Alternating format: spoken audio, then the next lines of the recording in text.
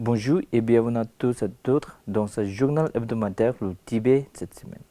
Je suis Pema Sewang avec une nouvelle édition d'actualité sur le Tibet, sa sainteté le Dalai Lama et l'administration centrale tibétaine. Voici les titres de cette semaine. Sa sainteté le Dalai Lama et l'administration centrale tibétaine félicitent Nitish Kumar pour le succès de sa coalition aux élections législatives régionales. Le Sidion conclut sa tournée de sensibilisation au Tibet dans le nord et le nord-est de l'Inde. L'administration centrale tibétaine déplore le décès du sénateur français Jean-François Aubert. Les dirigeants de l'administration centrale tibétaine rencontrent une délégation étrangère. La déclaration de Prague réaffirme le droit du peuple tibétain à choisir le prochain Dalai Lama suite à l'appel du Sidion. Le bureau de Tibet à Londres s'adresse aux étudiants en sciences politiques de l'Université de Westminster sur le Tibet. Le parlementaire Tenzin Punzo During participe au forum sur l'innovation en matière de sécurité en Asie-Pacifique en Nouvelle-Zélande. Le secrétaire adjoint Tundrup Gyalpo est nommé représentant du bureau du Tibet en Afrique du Sud.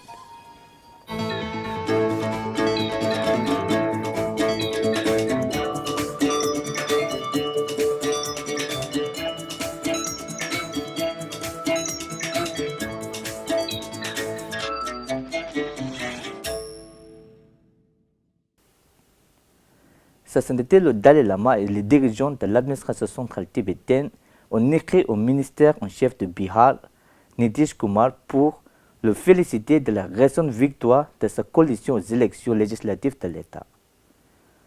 Dans sa lettre, sa sainteté a remercié Nitish Kumar pour l'hospitalité dont il a fait preuve lors de ses visites au Bihar et pour son soutien continu aux efforts de sa sainteté visant à faire revivre les connaissances indiennes anciennes. Dans sa lettre de félicitations, le président Khenpo Sonam Tempe a souligné la confiance que les électeurs ont placée dans sa vision pour le Bihar et lui a souhaité beaucoup de succès pour les années à venir. Le Sidion Pemba Tsering de l'administration centrale tibétaine a terminé sa tournée des écoles et des universités du nord et du nord-est de l'Inde où il est venu parler du Tibet. Au cours de la semaine dernière, le Sidion s'est rendu au SL Group of Institutions, à l'Académie de défense des guerriers, à l'Université de Lucknow, à l'école de commerce de l'Institut de gestion et de recherche technologie de Lucknow et à l'Université royale mondiale à Guwahati. Dans son discours prononcé lors de toutes ces réunions, le Sidion a souligné la nécessité de comprendre le Tibet tout en étudiant la sécurité nationale de l'Inde, le statut historique d'indépendance du Tibet, ainsi que les tentatives de la Chine d'éradiquer la culture, l'histoire, l'identité et la langue tibétaine depuis son invasion du Tibet en 1950. I went up to Tuting, where the Brahmaputra enters Arunachal Pradesh. Now China is building a mega dam, which will produce 2.8 times the hydroelectricity than the Three Gorges Dam. China is investing about $260 billion to build this mega dam just north of Arunachal Pradesh. And if something happens to that size of a dam, then what will happen to people downstream? So control on information is very, very strict, and China uses all kinds of artificial intelligence, whether it's to do with DNA. They are collecting DNA of every single Tibetan. So today, if I'm in Tibet and if I think about self-immolating myself, I have to think 100 times, because through DNA testing, they can track all my relatives. And then all my relatives become the first line of suspicion.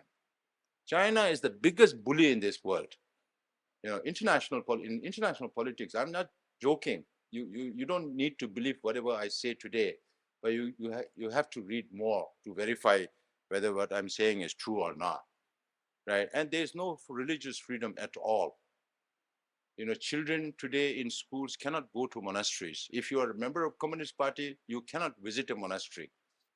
Children below the age of 18 cannot become monks. If you want to become a monk, you need at least 4 guarantors to make sure to guarantee that this person will not commit any political crime in the monastery. So that is the level of control. If the monks and nuns have to go out of their territory, they need at least 4 or 5 different permits. The curriculum of the Buddhist studies are being set up by communist government that does not believe in any religion. Management of the monasteries and nunneries have been taken over by multiple security agencies. There are multiple security agencies in China and in Tibet. So now they want to be responsible for recognizing the reincarnated lamas. Le Sidion a également souligné les liens historiques anciens et solides entre l'Inde et le Tibet, ainsi que l'importance mondiale du Tibet d'un point de vue géographique et environnemental, et a rappelé au jeune esprit les politiques expansionnistes agressives de la Chine.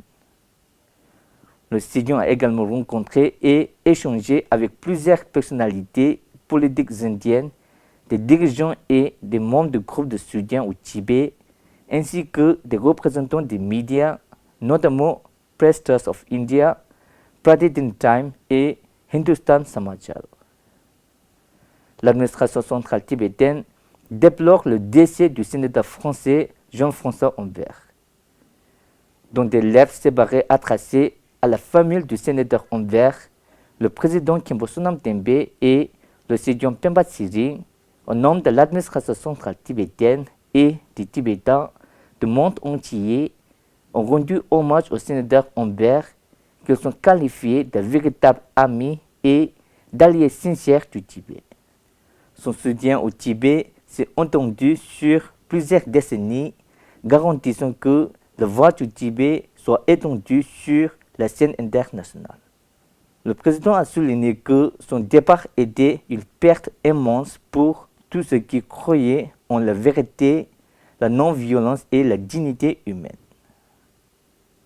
Lors de la réunion séparée, le président Khenpo Sonam Tembe et le vice-président Joma Tsering Tegang du Parlement tibétain en exil, ainsi que la ministre Nonjin Joma du département de l'information et des relations internationales de l'administration centrale tibétaine, ont accueilli une délégation estonienne conduite par Hugo Galred, membre du Parlement estonien et président du groupe de soutien au Tibet au Parlement estonien. Au cours de cette rencontre, les dirigeants de l'administration centrale tibétaine ont souligné l'histoire commune de lutte et d'aspiration à la liberté vécue par les deux peuples, leur gratitude pour le soutien indéfectible de l'Estonie à la cause tibétaine et les initiatives majeures de l'administration centrale tibétaine guidée par l'approche de la voie médiane. Vendredi dernier, le président Khenpo Sonam Tembe et le vice-président Joma Tsering Tegang du Parlement tibétain en exil ont également rencontré le député indien Dorje Tsering Lepcha au Parlement. Le président a remercié le député Lepcha d'avoir fait référence à la région frontalière comme étant la frontière indo-tibétaine plutôt que le frontière indo-chinoise lors de la session parlementaire. À la suite d'un appel lancé au début du mois lors de la conférence Macron, le 5e anniversaire de l'Alliance internationale pour la liberté de la religion ou de croyance par le Sidion Pemba Tsering de l'administration centrale tibétaine, la déclaration de Prague sur la liberté de religion ou de croyance 2025 réaffirme le droit de la communauté bouddhiste tibétaine de choisir le successeur de sa sainteté le 14e Dalai Lama sans ingérence de l'État. Lors de la conférence, le Sidion a remis une lettre de sa sainteté le Dalai Lama à l'ambassadeur Robert Rehag et au président de l'organisation. Dans son discours, le Sidion a souligné l'urgence d'un soutien international pour protéger la liberté religieuse tibétaine, mettant en garde contre les efforts croissants de la Chine pour contrôler la reconnaissance du 15e Dalai Lama. Le représentant Tilly Chuki a salué la déclaration de Prague de l'ambassadeur Robert Rehag et a souligné que cette déclaration constituait un soutien essentiel aux droits humains fondamentaux.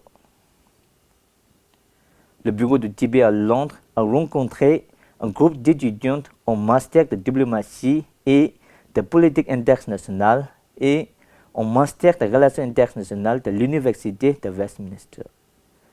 Le représentant Tsering Yangki et le secrétaire Tenzin Konga ont fait une présentation sur l'héritage mondial de sa santé, son évolution et le système actuel de gouvernance de l'administration centrale tibétaine. La présentation a été suivie d'une séance de questions-réponses d'une heure. Tenzin Punso Doring, membre du Parlement tibétain en exil, s'est exprimé sur le thème diplomatie économique contre présence stratégique lors du forum sur l'innovation en matière de sécurité dans la région Asie-Pacifique qui s'est tenu à Wellington, en Nouvelle-Zélande. Le député Punso a évoqué la cause tibétaine et a présenté un aperçu de la structure et des fonctions de l'administration centrale tibétaine. Mercredi dernier, le Kasha a nommé le secrétaire adjoint Dundro Gyalpo, représentant du bureau de Tibet à Pretoria, en Afrique du Sud. Dundro Gyalpo occupe actuellement le poste de secrétaire au bureau de sa sainteté le Dalai Lama à Delhi. C'est tout pour cette semaine. Merci d'avoir suivi Tibet TV. À la semaine prochaine.